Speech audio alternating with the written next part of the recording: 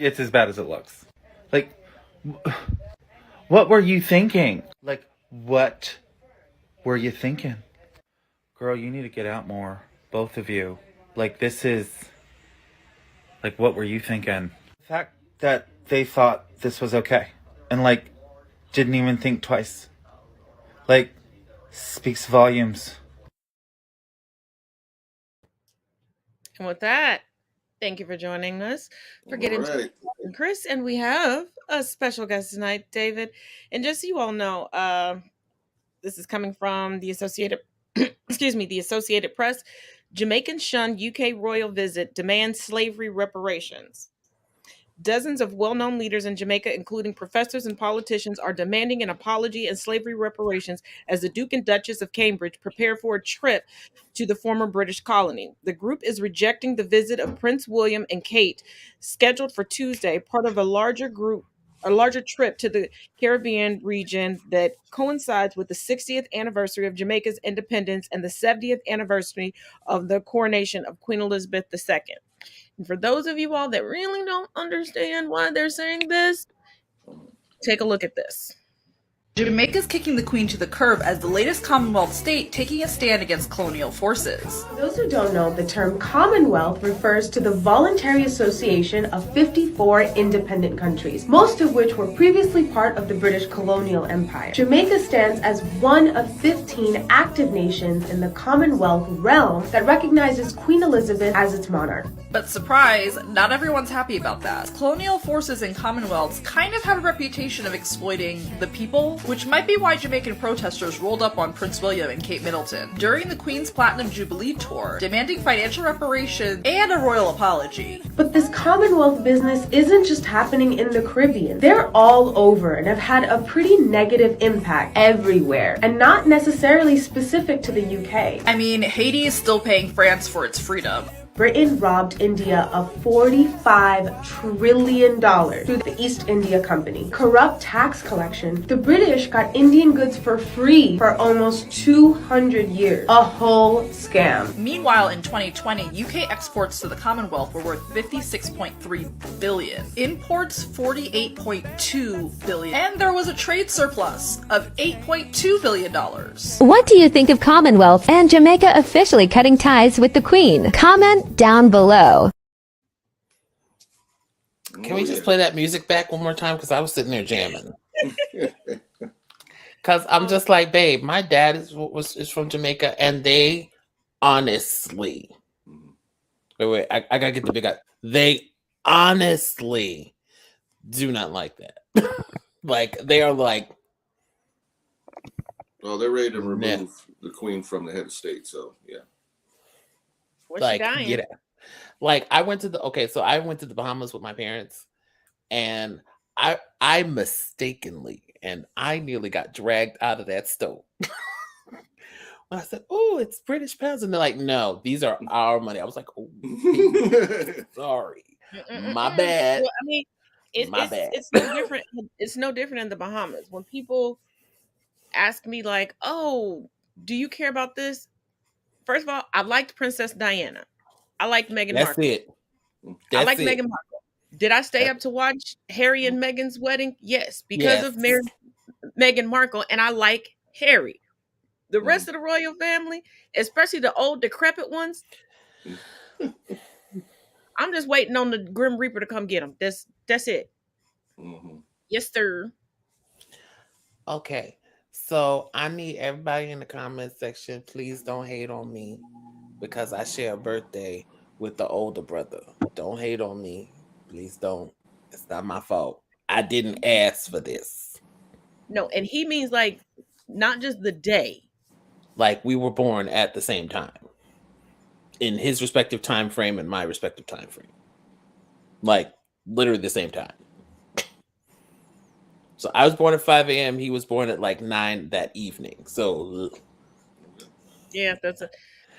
And I was just like, my mother was like, yeah, they came in, interviewed me and everything. I was just like, they interviewed you for a birth?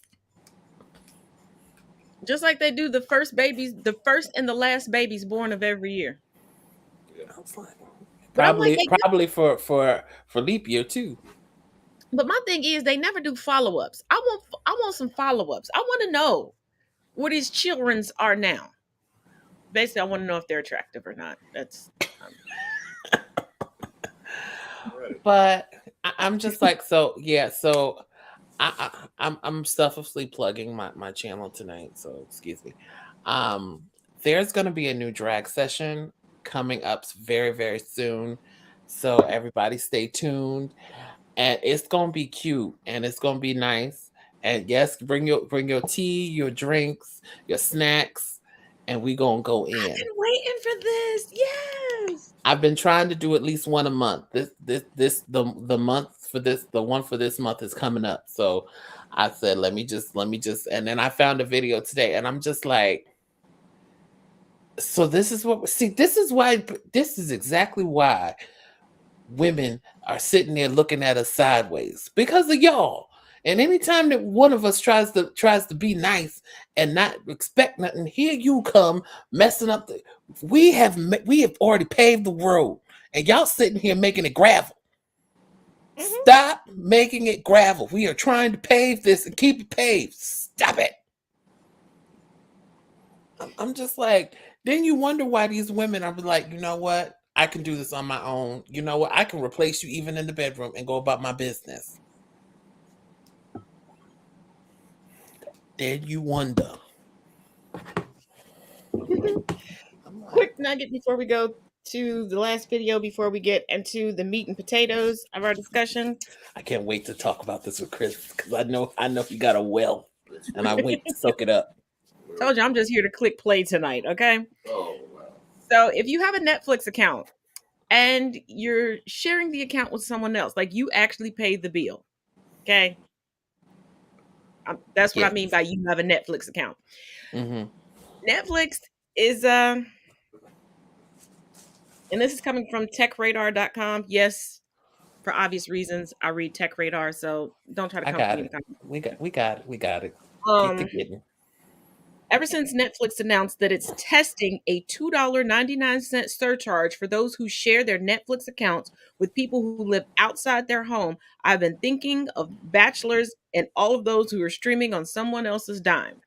Yes, there's a complete article where a woman talks about how she now, as her basic premise of deciding whether or not to date someone, asked if they are the account owner of their Netflix account. And for those of you all sharing accounts, yeah, you might be charged $2.99 per person, pretty much. And let me explain something to you. If you are currently on my Netflix account, I'm going to be charging you $3.50 a month. Yes, I know they said $2.99, but I know how tax works, and they're gonna try to tack on another fee. $3.50. If you don't send me that $3.50, and I don't care how you send it to me, but you better be the one responsible for the charge, because that full $3.50 better come to my pockets.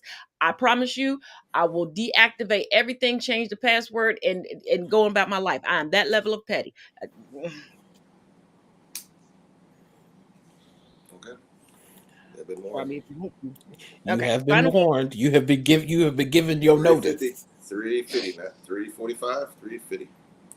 Yep, here we go. Conservative media is unique in many ways. One of the ways, the fact that they go to non-experts to talk about things that require expertise. In the clip I'm going to play today, it is Tucker Carlson talking to Kid Rock and listening to this story where Kid Rock claims that Donald Trump sought his advice on North Korea. He, even in the clip, questions, should I be in here? Should I have access to this map? Just being pretty, we're looking at maps. And I'm like, am I supposed to be like in on? What do you think we should do about North Korea? I'm like, what? I don't think I'm qualified to answer this. I don't give a shit about what Kid Rock thinks about anything. Someone who seems to not bathe on a regular basis isn't someone we should be asking for high-level international relations advice. First of all, how he said he must have some black friends. His bestie got to be black.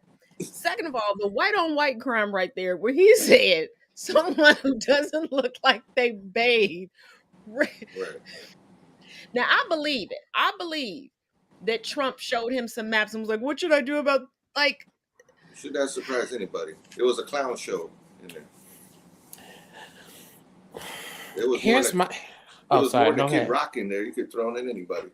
Shoot, he listened to Tucker. That's enough there.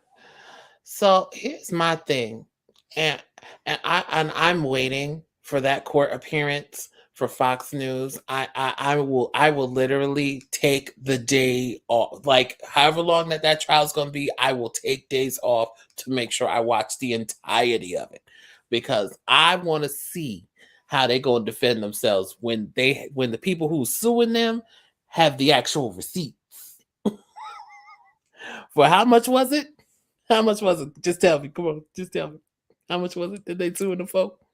Come on. Say it. We're in the hundreds of millions of dollars. Oh, come on. Hundreds. I know you got that. I know you got the exact number there somewhere. Come on. Okay, $675 million. Oh. That just made me feel like new money. I've been keeping tally because more people are jumping in on these suits. So that's in the total. And I know I got an email. I feel like new money. I know I got an email because I have a bedridden buddy who's been helping me out getting videos and stuff because she doesn't have anything else to do. And she said she would until she can get out of bed. And it's nothing detrimental. She just had to have some type of knee leg surgery thing. She told me the name of it. Y'all don't want me to butcher it. So she knows I've been keeping a tally. So right before we went live, I noticed that I got another email from her. So it's looking like some more people have joined in. But I will say the most notable person that is suing Fox is the family of a man who died of COVID because they convinced him not to get a vaccine. And y'all do know that it's mandated at Fox News that everyone be vaccinated and boosted. Mm-hmm. Yeah, that number's going up like the Powerball. Oh my God. So Rupert Murdoch, who used to own Fox, if I remember correctly, yes, he got out before this happened. They got him out. Sat down. Because he would have been on the hook. Although I would have loved to have seen him on the hook. He's been spouting shenanigans for years. So it would have been nice, but you know. No, that was Roger Ailes. Oh, was Roger Ailes? Who was Rupert? What did Rupert Murdoch do? Yeah. Was what? He money reside. Where the money reside? Where the money reside? Where the money reside? Murdoch likes Hello, roomies, the shade. I love it. Oh yeah, Ailes, he's the one that got out after the whole bomb show thing. Yeah. Wow. But Ailes was the one. Okay. You know how Fox News is the blueprint for conservative women? I don't know how. Because remember, there was a time where every female broadcaster was blonde-haired, white, and had a certain type of frame. And you started watching conservative women become blonde-haired, white, and a certain frame. Well, he was trying to boink all of them. So they had to get him up and out. That's why there's blonde-haired white women all over the internet saying they want to audition to be an anchor on Fox News. Yep, they said Here's the thing. Roger Ailes got the idea for Fox News from Ronald Reagan. Ronald Reagan wanted government-run conservative news channels that were not beholden to the facts, just the ideals of the Republican Party. Let me repeat that. Ronald Reagan wanted government-run news that didn't have to be factual, but just had to be beholden to conservative GOP views. Shenanigans, in other words. And hence we have Fox News. The entertainment industry. In its entirety. That's why when racist white people go, well, we don't have BET. Where's white entertainment TV? Fox News. There you go. The Fox channel. Now, before I finish that sentence, yes, there were some, not a lot, of black shows on Fox, on the Fox channel before the early 2000s. Oh, Fox has stepped up their game because now on their online streaming profiles, they don't wrap up so many black folks over there between podcast shows, commentary. They're like, oh, if you're black and you have a voice, you can come over here. It's Candace. And I'm just like, oh You know no, what? these are people that are contradicting what they say on Fox News. And I'm like, y'all ain't slick. I see what y'all trying to do. You're trying to appear inclusive. So it gives more credence and validity to the BS you spread everywhere else. Because even like for my audio only podcast, after so long, you have the opportunity to branch out the podcast. Like right now, I am on Apple Music, iHeartRadio, things like that. And now my podcast comes directly to this channel also. One of the options for a very small period of time was Fox streaming. I'm like, y'all ain't gonna catch me over there. Fox Nation. Oh You my ain't gosh. gonna catch me over there. Not in these good streets. No, we're gonna run this month's ad, and then we will be back to start talking about the shenanigans. Oh Lord, the shenanigans. It was live. Yeah. It was a show. But let's get this y'all going. in merch time.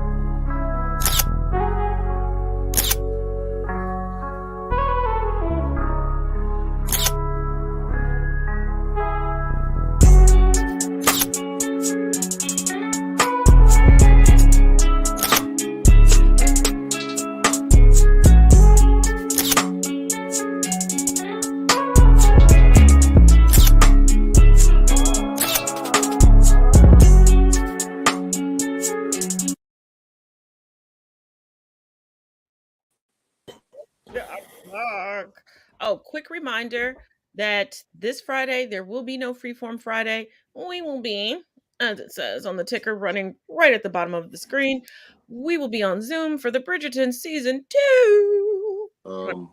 What? On Fridays, we usually do blind reacts and stuff. We're not going to be here. We're going to be on Zoom so we can watch the season 2 opener of Bridgerton on Netflix. You are free to join us, but you are going to have to binge now on Friday. The Bridgerton series on Netflix. Yes, you would like it. Okay. As a matter of fact, you done gave me a whole list of shows. This is the first show. No, I've given you so many other shows to watch. This is the second show I'm giving you. So, Bridgerton, get caught up. You got time. It's 8 episodes. Trust me, you'll finish it in a day flat. But it's really good. Hour episodes? Yes. But it's Netflix, so there's no commercials. Right. Okay. It's from Shonda Rhimes. You should be fine. It's Shondaland. Come on. Yeah, I know. We just watched what she did. Yeah, that was. All right, let's get into this case shenanigans. Yes. We're gonna start. What's happening with all these kids' child books?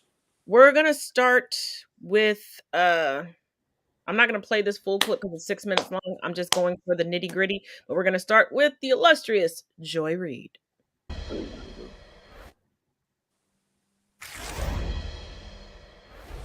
Judge Ketanji Brown Jackson's Supreme Court hearing wasn't all nonsense today. Senator Sheldon Whitehouse did a masterful job of schooling Republicans on their laughable claim that dark money was behind her nomination, when they should be taking a hard look at their party. He reminded everyone that it was no secret that the Federalist Society straight up picked the judges on Trump's shortlist, and that the Judicial Crisis Network, a group linked to the Federalist Society that fought for all three of Trump's nominations, received large anonymous donations in the years before each of those nominations. The network is part of many interconnected organizations that, according to the Center for Media and Democracy, have taken in over $400 million in dark money in their efforts to remake the court system. Shows considerable effort when somebody goes to that much trouble to create that many organizations to hide how much money they've spent to control the nomination process to the court. $400 million funding conservative activists' behind-the-scenes campaign to remake the nation's courts. That operation is a very different thing than a group rooting for somebody. With me now. So Ted Cruz brought out a children's book. Lindsey Graham just forgot that we have a separation of church and state. And they're doing all this fuckery during the Supreme Court confirmation. It may seem ridiculous until you realize that this is a winning Republican strategy that has won them elections for decades. Lyndon B. Johnson was a piece of shit, but he said it best. If you can convince the lowest white man that he's better than the best man, he won't notice you're picking his pocket. Hell, give him somebody to look down on and he'll empty his pockets for you. So the people who are already worked up into a frenzy because Ketanji Brown Jackson is going to be the first black female Supreme Court justice, Republican senators are egging them on even further by bringing up critical race theory and saying that there's a war on Christianity. And that's how the Republican Party gets poor white people to vote for them, even though their policies and politicians actively hurt them. Well, Republicans sure are showing their true colors with this whole Supreme Court hearing with Judge Ketanji Brown Jackson. Senator Marsha Blackburn came out against legalized contraception. Senator Cornyn says that gay marriage is infringing on his religious rights. Senator Braun says that interracial marriage should be left up to the individual states. What year is it? Lindsey Graham asked Ketanji Brown Jackson what religion she is. How religious is she on a scale from 1 to 10? When was the last time she went to church? I'm sorry, but isn't this country based on the separation of church and state? And then you got Ted Cruz asking, are babies racist? These are not fringe elements of the Republican Party. These are sitting United States senators questioning someone who's been nominated to the Supreme Court. It is an embarrassment that we have a national party like this in 2022. And I tell you, if the upcoming midterm elections go red, this country is taking a huge step backwards. There's been some back and forth as Democratic senators have tried to address your sentencing patterns as it concerns child pornography. And I'll confess, Judge Jackson, as I listen to your testimony, I believe you are someone who is compassionate. I believe you care for children, obviously your children and other children. But I also see a record of activism and advocacy as it concerns sexual predators that stems back decades and that is concerning. You wrote your note on the Harvard Law Review on sex crimes. Your note is your major academic work on the Law Review, and yours is entitled Prevention versus Punishment Towards a Principled Distinction in the Restraint of Released Sex Offenders. After 13 hours of questioning, Judge Jackson returns back to the hot seat just right behind me for a second day. It'll be her last opportunity to defend herself. There were some pretty tense exchanges. You were here for Kavanaugh. If she's confused about what happened, some people on the other side had an accusation against Judge Kavanaugh that during high school, he sexually assaulted somebody. And the rest is history.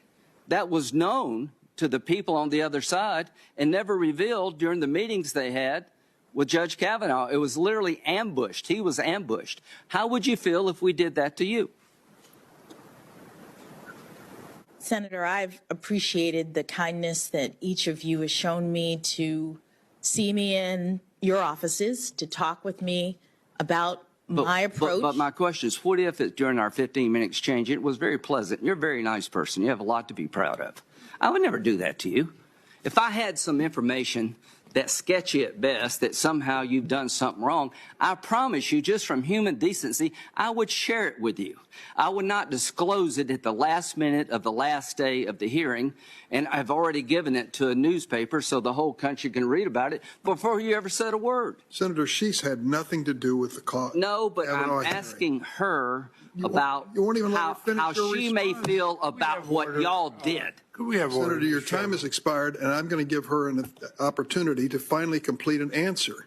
So, if I could just address, answer the question. Senator, I don't have any comment on what procedures took place in this body regarding What'd you think about the Kavanaugh hearing? Kavanaugh. What I'd like to answer is your points about my sentencings in child pornography cases. As a justice, I would do what I've done for the past decade, which is to rule from a position of neutrality.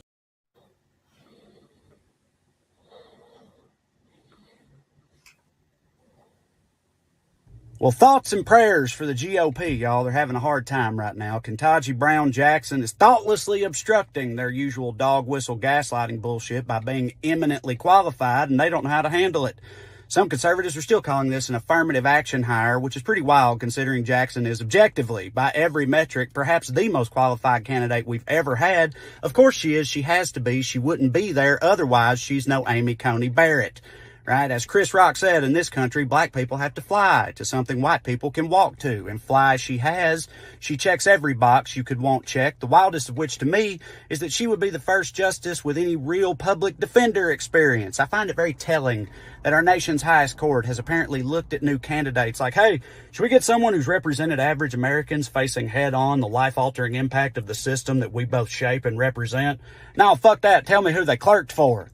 Not a good look. Speaking of which, the Republicans spent the beginning of the proceedings grandstanding about how they would never allow this to become the circus that the Kavanaugh hearings were, ignoring both that, unlike Kavanaugh, Jackson does not stand accused of sexual assault, and also that most of what made those proceedings circus-like were the frat-tastic, unhinged responses of the privileged white man being questioned on his actions for the first time in his life. You've got two confirmation hearings. In one, a white man is asked to respond to assault allegations and does so in a frothing, bloviating, how dare you all fashion. And in the other, a black woman is baselessly accused of some child porn QA nonsense by a known white nationalist and responds with patience and dignity. Do you see the difference? Do you think it's a coincidence?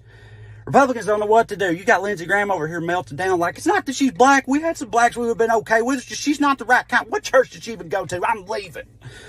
If you need any more proof that the Republicans are grasping at straws here, look no further than the final entry on the GOP website's list of questions they think Americans should have answered by Judge Jackson. After a whole bunch of pro-life, critical race theory, First Amendment stuff, they end with this. Can Americans pray at football games? Thank goodness someone is asking the important questions. Do they really think Democrats give a shit about that? We are far too preoccupied with preventing both the concept of democracy and the planet we all inhabit from being irrevocably brutalized to give a shit about you asking Jesus for more touchdowns than that guy does, okay? How anyone takes this level of self-parody seriously is beyond me, but either way, it proves that when it comes to keeping Jackson from becoming the first black woman on the Supreme Court, they ain't got a leg to stand on, and they know it. Love y'all. As you may know, Judge Ketanji Brown Jackson Supreme Court confirmation hearings are this week. She'd be the first black woman ever on the Supreme Court, which is just an incredible accomplishment. And I'm about to show you a clip that really resonated with me. Judge Brown Jackson in this clip introduces her husband, and he has this viscerally emotional reaction. This resonated with me because I've been there. So I'm a lawyer, my wife's a doctor, and I've been with her through all the ups and downs of her career. And I probably had a pretty similar reaction to what Judge Brown Jackson's husband had when my wife graduated from med school, when she started her own dermatology practice. And it's just beautiful to kind of see all that work come together. So if you want to know what it means to be a supportive spouse, just take a look at this clip. Speaking of unconditional love, I would like to introduce you to my husband of 25 years, Dr. Patrick Jackson. I have no doubt that without him by my side from the very beginning of this incredible professional journey, none of this would have been possible. We met in college more than 3 decades ago, and since then, he's been the best husband, father, and friend I could ever imagine. Patrick, I love you. Y'all, Senator Cory Booker did that. He affirmed Judge Ketanji Brown Jackson after she was taking so many unnecessary hits. When he said, "You are worthy," my God. When he says that she is going to be seated in the highest court of the land and he will rejoice. I am here for black men affirming black women. Yes, sir. Yes, Cory Booker. Okay, so I'm gonna start this off. First of all, Texas and Kentucky and all the rest of y'all who are sitting there pissing in your pants because this woman who mostly wait, huh? That was Kentucky. I mean, that was Texas and North Carolina. We ain't leave South Carolina. Girl, you still got what's his face? Get him out of there. Jesus. Anyway, let me finish because I want to hear what Chris gonna say because I know it's gonna be spicy. You got to hear the sweetness before the spicy. I'm just saying. Sweet. For it's ginger time.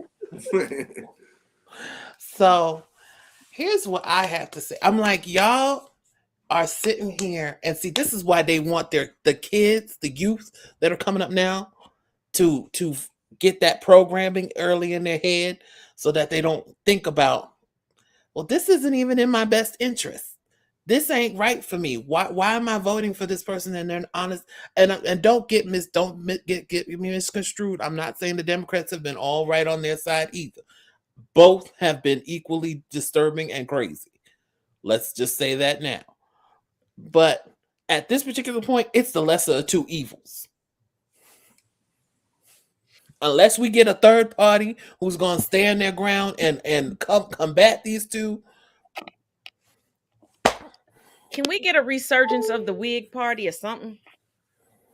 I don't care who it is, but I'm just like, if we're not going to have a third party that can actually stand their ground against these two and say, hey, look, you've been brainwashed into thinking that this is going to be helpful, and then brainwashed again into thinking that if you do this, that this will be helpful because it's hurting other people. You're getting brainwashed on two ends. And it's just like, this is why when kids go off to college and they go off to college not in their state, but out of state, and when they come back, they're just like, one of these things is not like the other. Something ain't right. Because, see, they've now been exposed to outside thinking and not home thinking. Yeah. And see, that's what needs to happen. And see, this is why I need white folks. I need y'all to understand me, and I need you to hear me very clearly. Us teaching the children about what's actually, how this country was actually formed, based, set up, and regimented is not a distrust or not a diss to you. It's just informing them so that they don't make the same mistakes. Because again, history is repeating itself, i.e., Russia is causing shenanigans, is going to start another world shenanigans if we don't stop them. Now, that's not to say what Ukraine was doing to black people in Ukraine was not horrible and horrendous, because I'm like, y'all are disrespectful. Y'all are disrespectful. And don't ask me to go be paying nothing for to give them $8 billion when the Haitians were trying to get out of there after an earthquake and their president was shot. Y'all sat there rounding them up like they was cattle. And don't think, Miss Kamala, I'm gonna forget that. I'ma remember. Because where were you? You should have been at that border. As soon as those pictures surfaced, you should have been at that border. Like, what the heck are y'all doing? That was your job. She had one job, and once again, she fumbled the ball. She is not a good quarterback. No. And I'm just like, we can't keep letting these kids think that what they're doing or what they're saying or what's going on is irrelevant. And see, here's another thing, and I thought about this morning, and I know I'm going a bit off topic, and Chris, we're gonna get to you. I'm sorry, but I was thinking about how hip hop has changed throughout the years. If you honestly look at hip hop from the 80s and 90s, we're not even talking about the 2000s. We're talking about just the 80s and 90s hip hop. What were they speaking about? Exactly what was happening in the neighborhoods. They weren't, even Snoop, to an extent, he was talking about the lighter side of what was happening, but he was still talking about what was going on. And then as soon now, and see, here's the thing. You have Missy, who sits right in between them. Now, Missy has always done her own thing. You have never seen Missy do anything out of her character. And the reason, honestly, why it's taken her so long to even get a Grammy or to get an award or get anything is because she refused to play ball.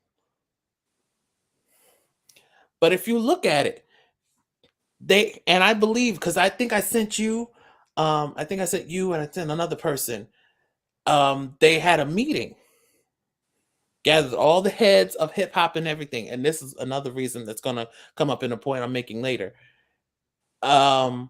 That they wanted them to continue talking about everything else but what was actually happening. And you had to sign this contract saying that that's what you would do, but you wouldn't say anything about what happened in this meeting. And I'm thinking that's why, honestly, both Biggie and Tupac were taken out, because you knew they would never have signed. Well, here's the thing.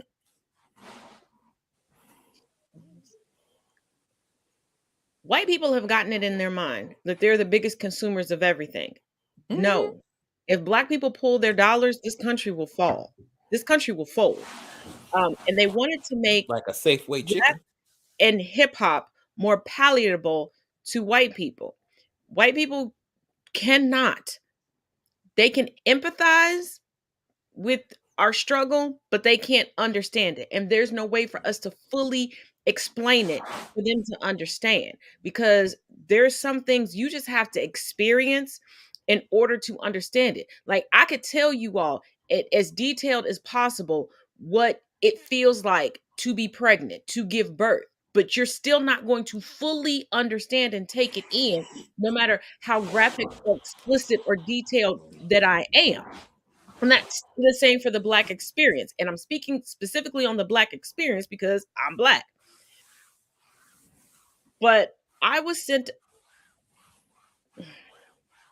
a video. I love the song. Immediately went to my streaming services, I paid for and downloaded the song. Mm-hmm. But I was also informed that there were a bunch of white people on TikTok giving this young man flack for his song. Like, I don't understand it. It doesn't make sense. This is stupid. I don't like it. 0 out of 10.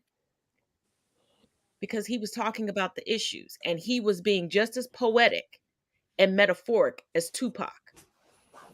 Because we've gone away from there was a time where hip hop was spoken word put to music, and that's basically how it started.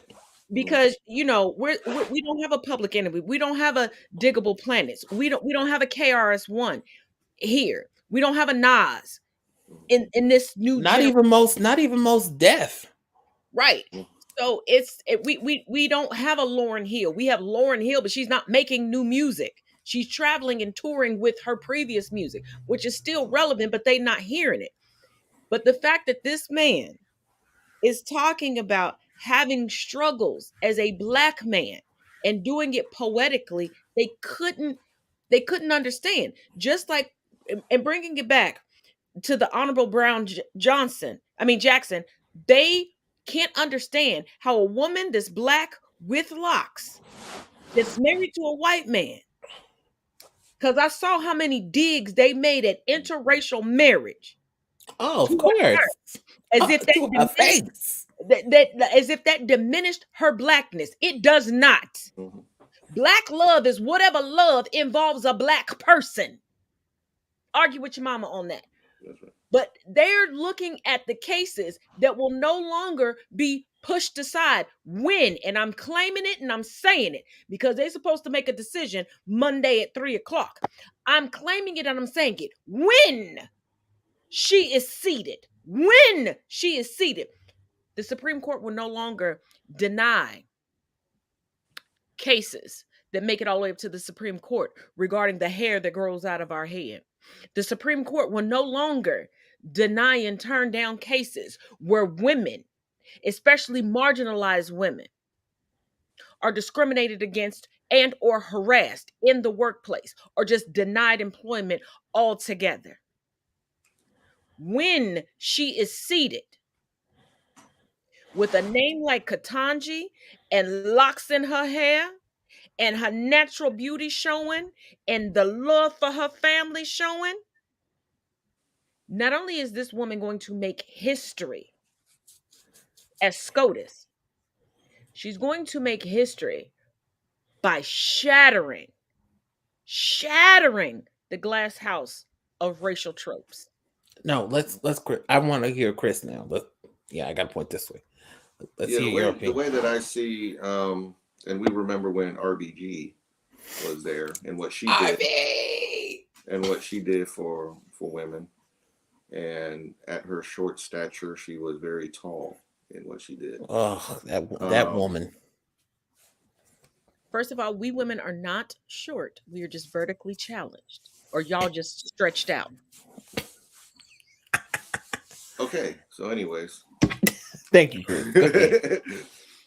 All right, getting back to the shenanigans. So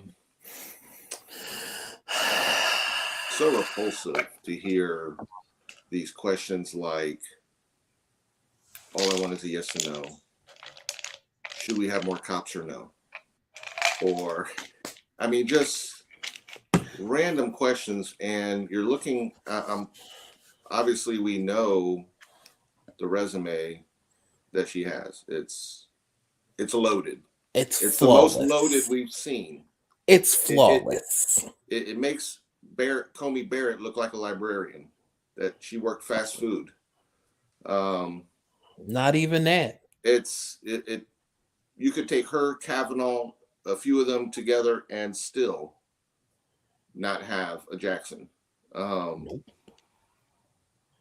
So it's just totally disrespectful. I mean, it's just disgusting the way that they're hammering her, interrupting her, just trying to get her to provoke her so they have something to run to Fox. I mean, that's the way I took it. They just want something to run to Fox with. And the fact that she sat there and just said, "Oh, you expected me to jump? Oh, I'm sorry. No, I'm not appeasing you today." She understood that they were using the Southern strategy. What they were doing had nothing to do with the hearings. It had everything to do with upcoming elections. They were campaigning. Right. Remember a lot of their networks, especially cable and internet, they're not going to broadcast these hearings. So they're going to get their news from the people that they're told to listen to. So they've always gone off of what somebody has told them. So obviously they're not watching the hearings. They're not seeing these attacks. They're not seeing this ridiculousness. They're only going after, okay, once their broadcast comes on, wherever they watch, that's what they're hearing. They're hearing that one-sided, we have an agenda, we're going to attack on these things. We don't care if this was for seating a justice or for, a job down the street somewhere. They have an agenda, and they're going to attack. Yep. And it's nice when we had a peaceful break, when we had a Cory Booker or something where we could have actually like a breath of air. But it's just ridiculous. Like, you're taking this woman who is very, a seasoned professional and turning her into like she's an intern applying. It's just insulting. And the one video that we saw said it well. On the white gentleman that laid everything out there said it real well. They have nothing really to go for other than these blatant attacks that their supporters aren't going to be seeing anyways, because they won't broadcast certain things. So yeah, they're trying to get her to say something, trying to push her over the edge, trying to poke her enough times where they can run back and say, see, she said she didn't give an answer about cops, so she's part of the defund the police or something. And that's all they have to go at. Because like I said, if you're looking at the Comey Barrett, where they're trying to rush her in while RBG body is still lukewarm, this is what we're dealing with. We're dealing with an agenda, a lot of funding for these people. Like I said, they have their own pool that they pull people from based on $400 million. Yeah, it's like a cartel. And like I was saying, I was just like, here's the thing. Y'all are because I saw bits and pieces. I couldn't watch the Amy Coney Barrett one bad. Because the fact that you didn't even know the First Amendment in its entirety. I was just like, girl, who hired you? The Kavanaugh was different because we got to get some Saturday Night Live out of that one. I mean, seriously, we got the whole. We got jokes and everything, beer and all this. We got some information. We got some side stuff to do, but that shows that stuff was actually real. Like these were legitimate questions. But they tried to have a gotcha moment with Judge Brown Jackson today. And what got me is it was a woman that tried to do it. The one with the blonde with the glasses? They brought up transcripts. Yeah, I'm talking about old Broomhead, and that's how I'm going to refer to her. If you don't like it, argue with whatever God you pray to, or argue with your daddy for not bringing a condom. I don't care. Don't argue with me. And she's like, oh, I'm going to quote you directly. And they always quote out of context or not completely. And they were like, oh, you said you were against using policy in your judgments, but you wrote here that you felt that this policy was incorrect. Feeling that a policy, and this is what these senators and congressmen are forgetting. Judges judge according to the rules, regulations, and guidelines that Congress sets forth. Right. They're trying to criticize her and demonize her for following the rules that they put into law. And she stated that more than. And so they're sitting there going, and she said, I wrote this saying, hey, this policy, Congress, needs to be changed because this is too lenient on violent offenders. Yeah. How long should a rapist be served? How long should he serve a rapist?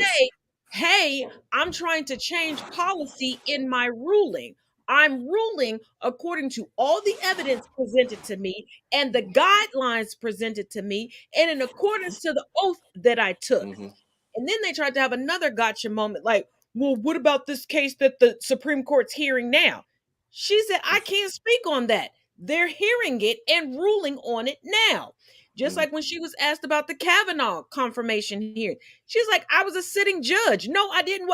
Was she supposed to clear her docket to sit and watch a spoiled elderly frat boy sit there and bootlick Trump and make a mockery of the whole system? Because that's what he blame did. The victim. Oh, yeah. I watched it from top to bottom. And that's why we had so much material for the made a mockery of the judicial branch of the United States. He made a mockery of it. And then Amy Comey, you know what? Justice Handmaid's Tale. That's what I'm going to call her. Justice Handmaid's Tale. Justice White Savior came in and made it even worse. Tokenizing the mess out of the adopted slaves that she got. And I said what I said. Because I saw how differently those children were treated on camera in 4K. than the children she birthed. And my thing is, why would you add more children? And you're trying to climb the ladder in law. Who's actually taking care of them kids? Oh, that's right, the black kids you adopted. Remember, they don't have to check off that many boxes when they're bringing in people out of their system. They just need to check the boxes of, guns and pro-life. Yeah, because those are the boxes that they have to check off. They don't care that Justice Handmaid's Tale belongs to a religion and a church where she has to she agreed to this and basically signed a contract to take everything to her religious mentor and follow their guidance. What the I do not want to present a case in front of somebody that's like, I'll get back to you tomorrow because I got to go talk to my shaman. No. Yeah. So you tell me you can't make a decision on your own, but you thought you were a good candidate for SCOTUS? I don't. All right, Miss Amy, here I'm gonna do your job for you today, darling. Here it is in its entirety, at least the part that she was asked and she couldn't say. Congress shall make no law respecting the establishment of religion, prohibiting prohibiting the free exercise thereof, or abridging the freedom of speech or of the press, or the right of the people to peaceably assemble and petition the government for a redress of grievances. That's it. If you didn't watch Schoolhouse Rock, which literally spelled it out for you in plain terms, then you should be ashamed of yourself. No, pay attention to the one she couldn't remember. She couldn't remember that we have the freedom to protest. That says a lot about her. And it says a lot about her biases and her racism. She should not have those black children. She should not be SCOTUS. You mean because the nannies? If you can't understand that people have the ability to protest, peaceably protest, you so far block it out of your mind. When you as an attorney and a judge and now a justice don't cognitively register that, that's a problem. I'm questioning your upbringing. She is such an example of the era of 45. That she's a product of it. She's a. Let me get everybody's final thoughts. David, we'll start with you. No, Chris is first. David, we'll start with you. Then we'll move to Chris. She's spoken first. Because I said so. It's my show. Go ahead. Anyway. I know you're going to snitch on me later. I don't care. My door is locked. I ain't scared tonight. Now, tomorrow, at the store. Urban's what I'm calling. I know that's when you call it. That's why I'm going to be strategically out running errands. But go ahead. Guard dogs there. I'll say this, and you know what? I say to my young people who are coming up now, who have the right and ability to vote, please do not vote with what your family has gone to. Study these people, read what they have agreed on, have passed, and look at their record. Do not look at what skin color they are. And I'm talking to even my black people. Read, research,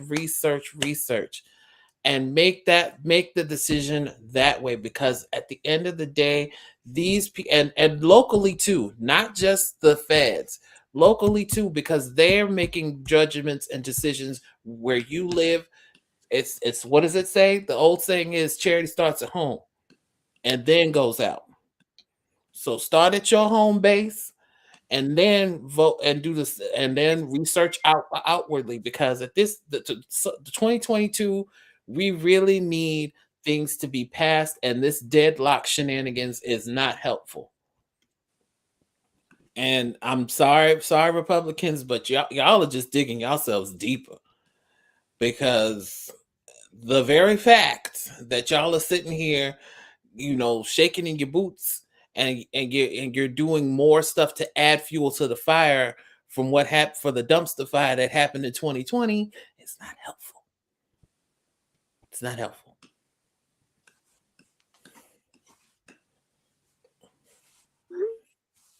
You're literally, huh? What? Your turn, Chris. Oh, okay. All right. Well, I'd like to speak a moment just to speak on what we were talking about a minute ago with the Jackson family.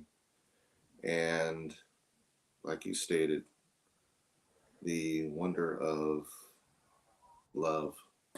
And seeing that doesn't matter what your career goals are or where success takes you, love is love. And we forget that when we're trying to take sides, whether political or community or whatever it may be.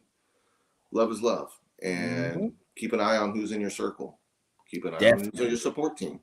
Doesn't necessarily mean family, friends, relatives, whoever. People should support the fact that you're happy and not getting beat up. So when it comes right down to it, be strong enough to shake some of that stuff off when you see it coming your way, and follow your heart, because you never know what life can bring you when you're actually not looking. So don't listen to the friends that tell you to think a certain way or look a certain way. Follow yourself, because you yourself are unique in your own. So that's it for Well, me. you done said a whole word. Go Okay, ahead, well, that was it preach, for me for tonight. That's it for me tonight. I mean, Go I ahead. can't help it. I mean, Preacher Chris. I mean, it was so moving when we saw the hearing and she bringing her husband into it. You can't help it. I mean, that was a moment. It We was. felt it. It was, because you saw him, and was that their daughter sitting next to him? That's one of their daughters. Yes. Because she was looking at her dad. She was like, "Don't you dare cry! Don't you? Mom is trying to do something. Stop it!" She was trying to give him the smile. She was just like, "If you don't stop this mess, we are on national TV." Here's the thing. I remember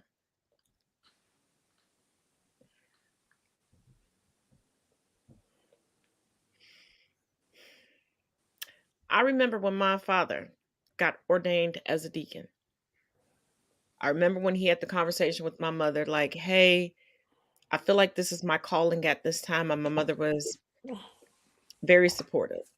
And I had written a poem, because at the same time my father was ordained as a deacon, some close family friends were also ordained as deacons. And it was the same time that my uncle was installed as the second pastor of the church. For those of y'all that know, my father's the third pastor of this church. Nice. So I wrote a poem. I ran it past my mother, and I was like, I don't just want to give this to Daddy. I want to give this to everybody being ordained, because the words that I put in this poem, and please, y'all, don't ask me in the comments to share it. I will never share that publicly. It's words that were meant for that moment. But I said, I feel like it applies to everybody. I sat there and watched my mother cry in pride. Like, cry in pride to the point where she had to lean over. She was so proud of my father. Then when my father realized his calling was to be a minister, and actually a good family friend talked about this at Daddy's second pastoral anniversary this weekend, and was like, yeah. And my mother, my granny, my mother's mother, and I, because my grandma, my daddy's mother, was not mobile at the time, and I had showed her different pictures, and we all chipped in to get him he only has one robe that he preaches in, and he will not stray from that robe. This is what we gifted him when he was ordained as a minister and ordained to do weddings, because a lot of y'all don't know that you can be ordained to preach and not be ordained to do a funeral, a wedding, or anything else.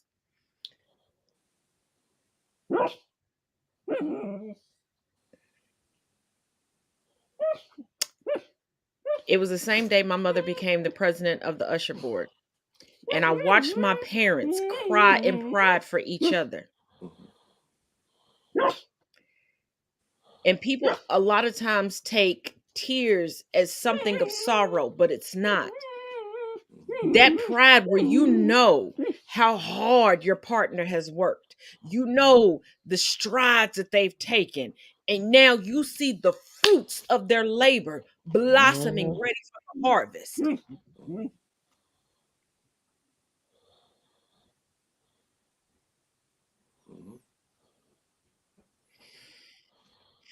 And that's where that I had to include that tonight because that's where that took me back to. And as the late great Cicely Tyson, yes, she said her name is Cecily. So can y'all stop calling her Cicely? It's Cicely Tyson. Put some respect on her name. As she said, Black women are the underrungs of society. We are rarely protected. I have a video that I can show right now of a young lady in high school being disrespected, and she stood up for herself, but nobody else stood up for her, but I digress. To see someone taking pride in a Black woman, I'm always going to be here for it. Same. Always. Puppy's about to be unprotected. Because he heard you say ordain, he thought you said urbane. He sure enough did. Little bad self. I'm a little tired of your Karen acting ass. Go back upstairs to your goddamn window and just watch. Go watch the neighbor. neighbor. To get you to help his stomach grow some more. That's why y'all eating. No, he has become the Karen. He's figured out that he can watch the neighborhood through my bedroom window, and that's what he does. He is the fucking great. He is the Karen of the block. Do you know how embarrassing it is for your dog to be the Karen of the block? Anywho, thank y'all for joining us. As always, each one reach one, each one teach one. Y'all been fun. Y'all everybody. Pray for my damn dog, because this motherfucker.